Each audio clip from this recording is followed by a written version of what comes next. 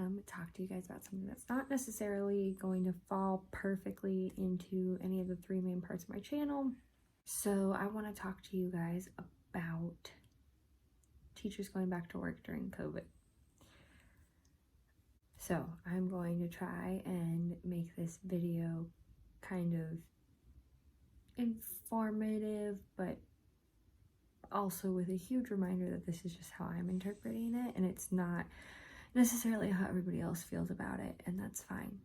Okay, my opinions are my opinions, your opinions are your opinions. That being said, I feel like as a teacher, it's important to create an open dialogue that is not demeaning or rude, just like we would want to teach our kids. So that is my hope for this. So I just kind of want to start with my reaction to it. My district has decided that we will be e-learning for the first 8 weeks of school, which I'm okay with. Of course, this naturally brings up some anxiety, but it is nothing that I can't handle, so I'm working through it the best way that I can. Currently, what that looks like is me already working through curriculum, already trying to think through how I would do my introductory stuff.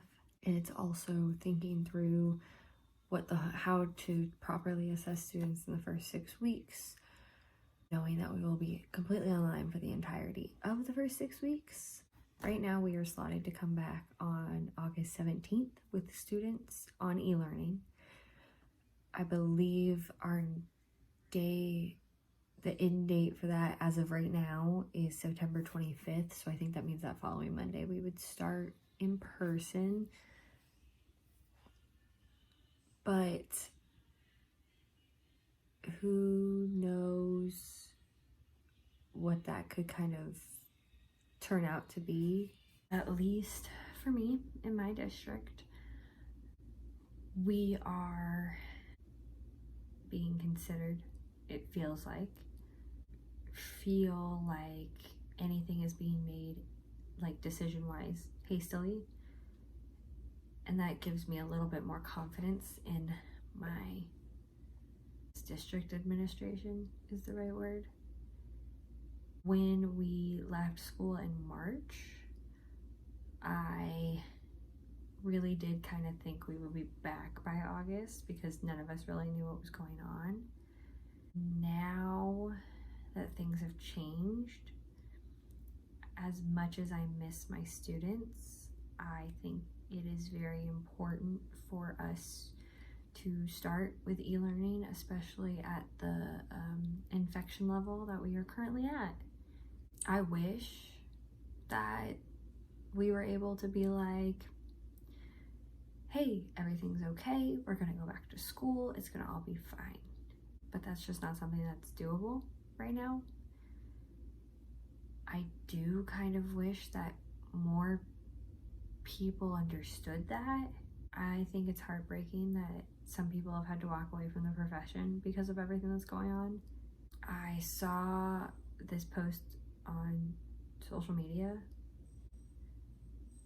that was talking about teachers, and it was a question that a teacher was asked that was basically like,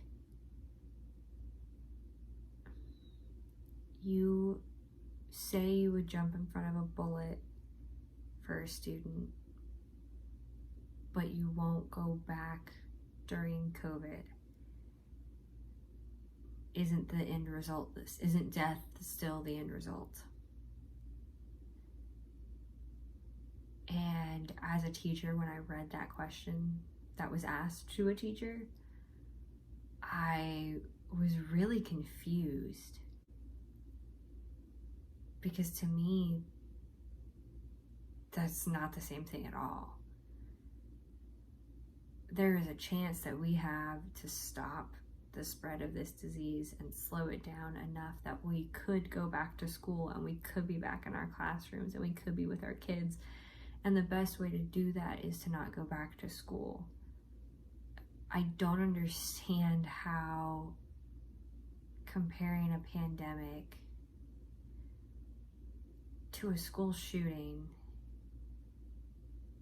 where you're saying that the end result is the same makes sense. I am a teacher who would put myself between my students and a gunman. It's not something my boyfriend loves, but it's something I would do. If a gunman walked on my campus, the only way that I could find myself protecting them if he managed to get into my classroom would be to put myself in the line of fire for them. That is not the case with this pandemic. I'm not saving anybody by saying, let's go back to school.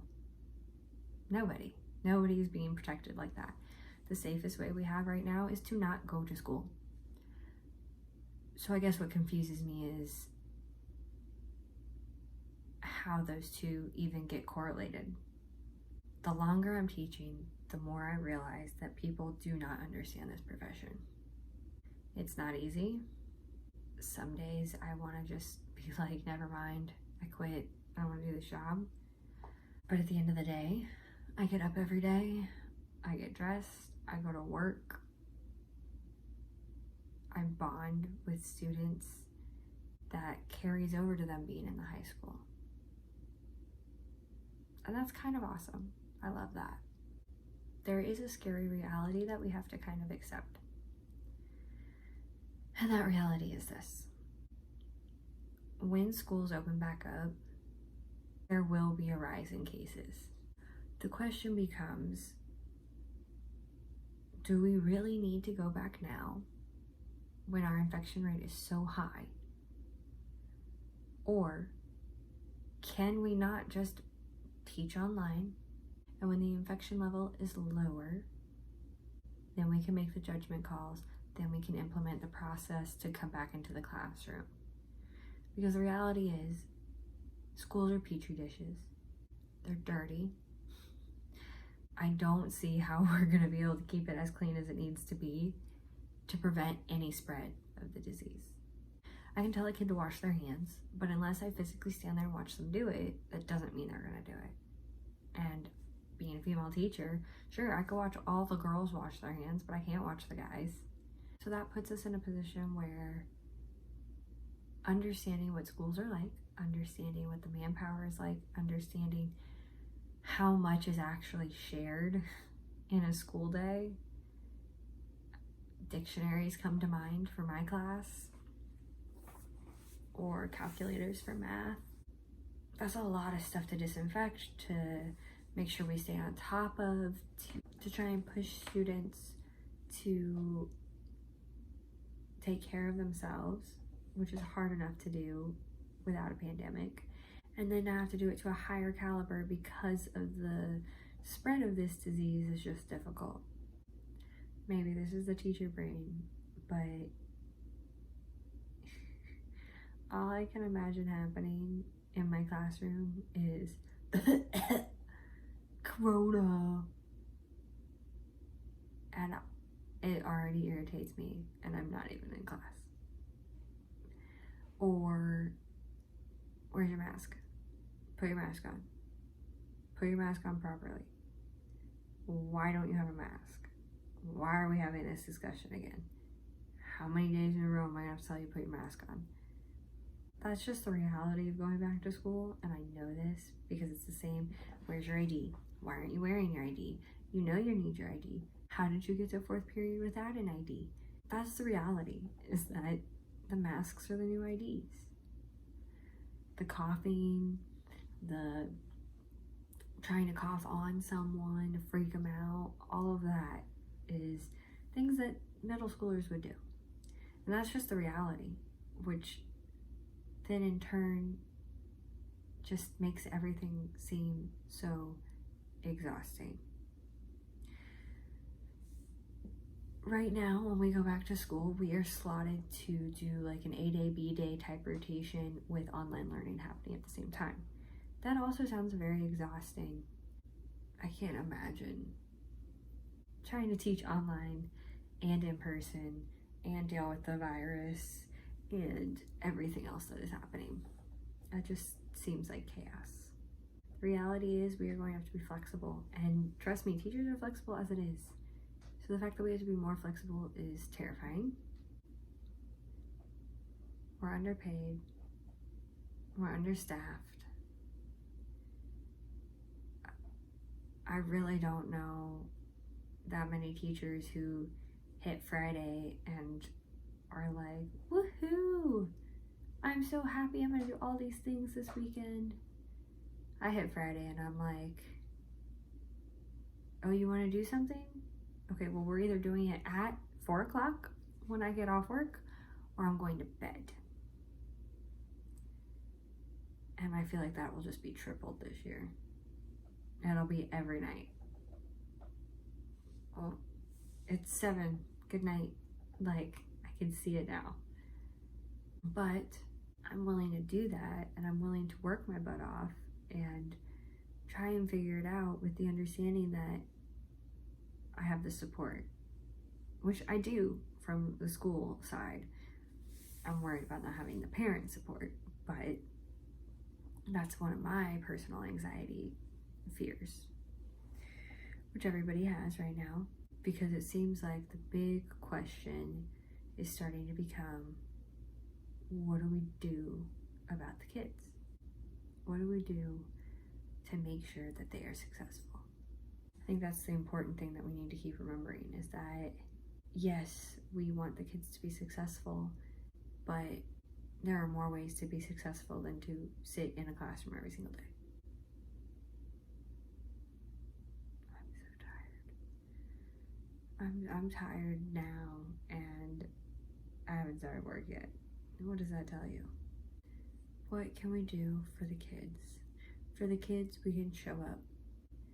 And I don't mean show up as in you have to be face-to-face. I mean, if your school is doing e-learning, then show up. Show up. If your school is doing face-to-face learning, I'm sorry, but I hope you show up.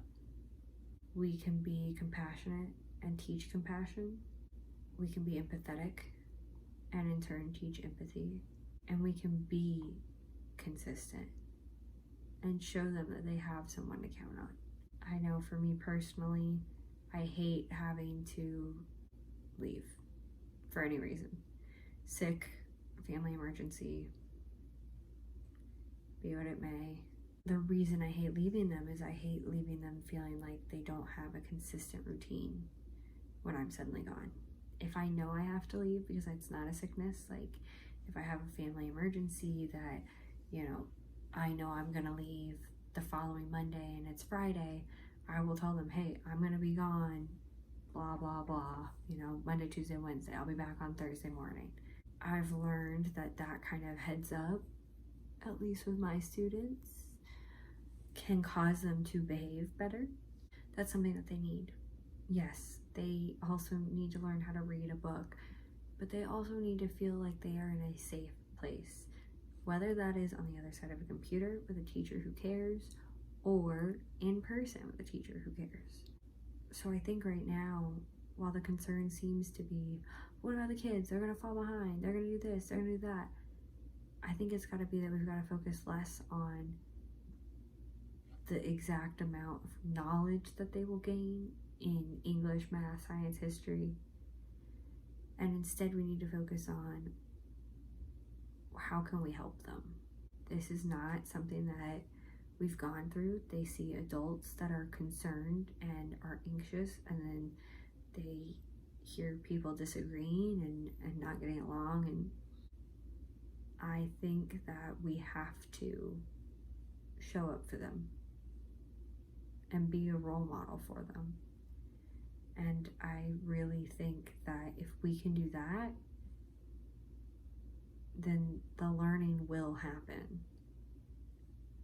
But we have to be willing to push through and keep going. That being said, e-learning makes me nervous because in the spring in my district, kids started out strong, but then by the end of the year, there was like the same 4 kids turning in assignments. I'm gonna try and set some goals for e-learning right now. The most important thing that I learned this spring is how solidly organized you need to be.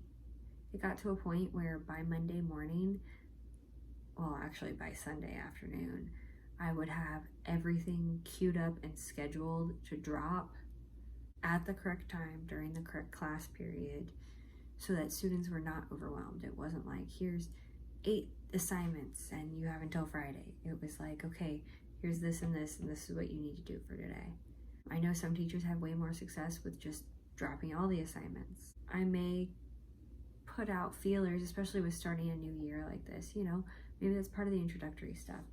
Do you prefer to have all of your assignments for the whole week, or do you like when we break it down into pieces? I personally liked breaking it down because then if there was something I wanted to specifically go over, I would just plan it to come out on the day of my live teach so that I could sit there and talk them through it. It did mean that I needed to do some videos as the semester went on because we only did live teach 1 day a week last spring, but that was okay. I was able to do the videos and post it and show the kids. The upside is that we will be teaching daily this year, so we've got that kind of going for us so that I could really go over the assignments every single day. Realistically, we haven't started PD yet, so I'm not entirely sure what else it's going to look like. I have started creating, you know, my introductory stuff, trying to figure out ways to get the kids to get to know me. Realistically, my biggest goals for e-learning for these upcoming first 8 weeks of the school year are that I want to engage with the students. I want to get to know my students. I want to be able to foster an environment where learning can be successful. Because if I can foster that online as well as I can in my classroom, then at least I know either way I'm trying. So hopefully that means in turn, they will meet me halfway. I always think of teaching as like climbing a mountain. That's what it is. I am leading these children up a mountain and I will put my hand out every single time. If they don't meet me halfway, if they don't put their hand in mine, I cannot pull them up. And I would give anything to pull every single child I have seen in the last 4 years up. And it breaks my heart when I don't get to, and it scares me that e-learning is going to cause me to reach even fewer. I've had to push my anxieties down. My own personal stuff cannot come into the classroom with me. So as anxious as I may be or as worried as I am about them, at the end of the day, I just have to push through. And I will step up and I will be the best version of myself that I can be for them. And I look forward to the day that I will get to go back in the classroom with my kids. I really do. So that's kind of where I'm at with COVID. I've thought about it a lot. I'm actually pretty sure that it's why I've not slept well the past few nights. I think what I'll do is after the end of the first week, I'll kind of post a Did We Survive video. That way you guys can kind of see, and I can tell you what my temperature is on e-learning and everything, and I'm ready for it to feel like there's a light at the end of the tunnel. I know there is. I know we're in a tunnel, and I know it's not caved in on the other side, and we'll get through it, but I'm ready to be there now. Or at least see it, you know, kind of shining. That's what I'm ready for. Like I said, this is all my opinion. You may agree, you may disagree. That's okay. Thanks for watching my rambles. Let me know if you feel similar or different, you know, just let me know. Otherwise, I should be posting a book review shortly. And beyond that, I'm reading, I'm writing, and as I kind of get some stuff figured out for school, I'll let you know. So, thanks for tuning in today, y'all, and I will catch you guys next time on Away We Go. Bye, y'all.